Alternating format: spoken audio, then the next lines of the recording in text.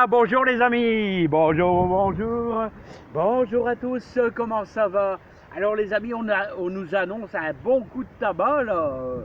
Ici nous sommes le 2 août, on va dire un bon petit coup de vent à 70 km/h avec beaucoup de pluie. Alors je profite en cette matinée de vous donner quelques conseils sur le 2 août. Alors sachez que le 5 août, journée super favorable pour semer tout ce qui est scarole, laitue pour l'hiver, enfin pour on va dire l'automne plutôt. Scarole, chicorée, tout ça, c'est un peu chicorée pain de sucre, scarole maraîchère. J'ai envie de semer une ligne de mesclun, voilà, que je vais mettre au bout, là-bas, j'ai trouvé un endroit, donc je vais attendre le 5 août.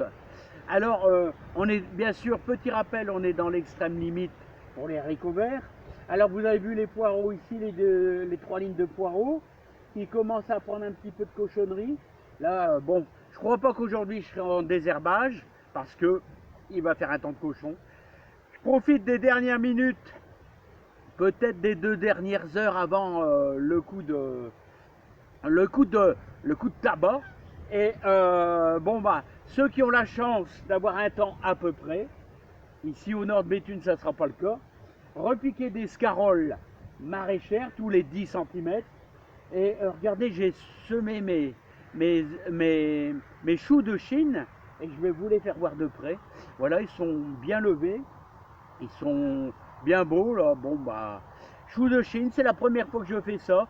On verra, ça sera bien sûr pour l'automne, pour fin septembre, début octobre. On verra ce que ça va donner les amis. Bah ouais. Allez, voilà, je profite un petit peu qu'il n'y a pas encore trop de vent les amis. Alors voilà les fameux choux de Chine. Les voyez, hein? Ça ressemble un peu comme des petits radis. Voilà, bon c'est à peu près réussi, c'est pas mal. Voilà, attention, il y a du vent. Alors les amis, c'est pas évident avec ce vent. Et regardez les amis. Alors là, moi je me demande comment ça se fait là. Hein? Ça m'a l'air d'être des céleri branches, cette ligne là. Tandis que là, à côté, c'est des céleri boules. Ça m'a l'air d'être des céleri branches pour la soupe. Ça me paraît bizarre. Hein, ils ont tendance à faire de la belle branche plutôt que de faire de la boule. Hein. Bon, voilà, c'est pas grave. Hein. C'est pas grave, les amis. Il y en a quand même une bonne trentaine. Alors, les céleris aussi, pensez à enlever les feuilles du bas, là, c'est-à-dire ces feuilles-là. Voilà, je sais pas si vous les voyez bien. Hop, à bien les retirer. Hop. Voilà. Vous retirez les feuilles du bas. Et ça, vous pouvez le mettre aussi bien dans la soupe. Voilà, puis préparez vos bons petits plats éventuellement. Ça va donner du goût. Ou alors, les mettre, pourquoi pas, tiens, je vais les mettre dans les choux, là. Voilà, je vais les mettre dans les choux. Que pour l'instant, les amis, j'ai pas encore de chenilles. Voilà. J'ai pas encore de chenilles. Eh bien, voilà. Alors, l'essentiel, c'est de ne pas avoir de chenilles. Alors, je sais pas si c'est une protection super, mais bon, j'ai un ami, un ancien qui m'a proposé cette technique-là, hein, de mettre des feuilles de céleri pour empêcher justement, vous voyez, l'arrivée des chenilles. Le papillon n'aime pas l'odeur du céleri. Voilà, donc moi ça va très bien. On verra bien. Bon, ils sont un petit peu attaqués, vous voyez, au niveau du feuillage, mais bon, c'est pas grave. Moi, ce que je veux, c'est qu'ils forment une belle boule, les amis. Alors, les amis, vous avez vu les beaux oignons? Les beaux oignons. Alors, oignon paille des vertus et oignon red baron. Alors, je vais vous dire, les amis, j'hésite un peu à les retirer, mais bon, il y a vraiment beaucoup d'humidité. Ils grossissent encore un petit peu là, mais bon, voilà. Et après, j'aurais plus qu'à nettoyer le terrain et j'aurai de la place pour eh ben, pour planter quelques lignes de scarole, ouais, ici. Quelques lignes de scarole. Voilà, ça sera possible de faire ça ici, hein, les amis.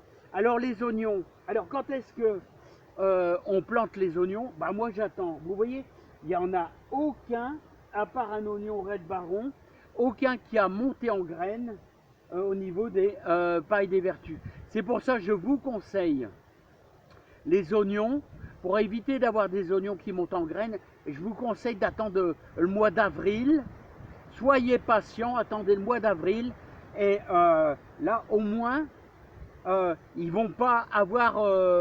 pourquoi l'oignon il monte en graines? Il monte en graines parce qu'il y a... Vous les avez plantés avec un petit peu de douceur et une semaine après, vous avez eu un refroidissement de allez, 5-6 degrés. Alors lui, il croit, l'oignon, il croit qu'il y a eu un passage de l'hiver. Et du coup, il monte en graines. Mais là, vous voyez, au mois d'avril, il y a moins de variations de température.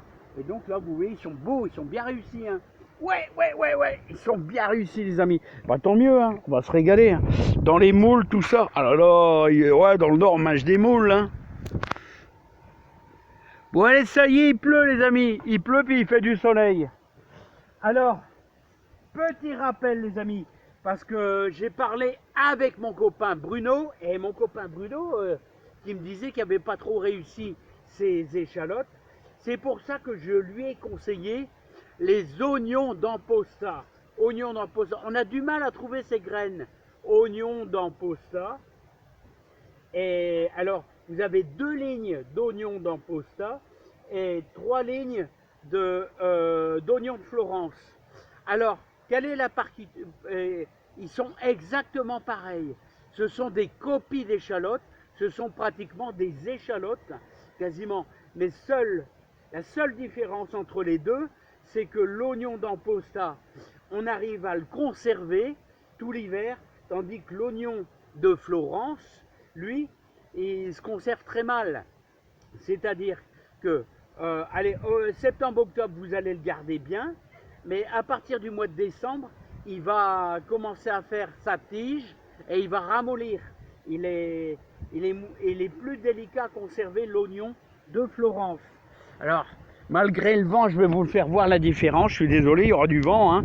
Alors, regardez, oignon d'Amposta qui devient un peu comme une bulbe, vous voyez, et qui est une copie exactement le même goût qu'une échalote, tandis que l'oignon de Florence, comme vous voyez, il est ovale et qui se conserve quand même beaucoup moins bien.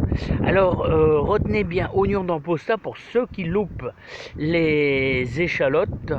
Alors c'est à semer pour tous les deux c'est à semer au mois d'avril. Bon les amis, on va terminer. Vous avez vu les haricots verts là, ceux-là? Les haricots verts, ceux-là. Eh ben ceux-là, je vais faire de la graine sûrement. Je vais faire un peu de graine. Alors vous voyez, ils sont en train de jaunir.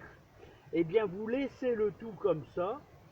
Ça va sécher. Enfin, ça va pas sécher aujourd'hui, mais ça séchera un de ces 4 matins. Ça va sécher. Voilà, hop. Un de ces 4 matins, ça va sécher quand la pluie sera terminée. Et on va les laisser tout sur pied jaunir. Ça va jaunir. Et d'ici, allez, 3 semaines, on va pouvoir récupérer les gousses et les laisser carrément dans les gousses. Voilà.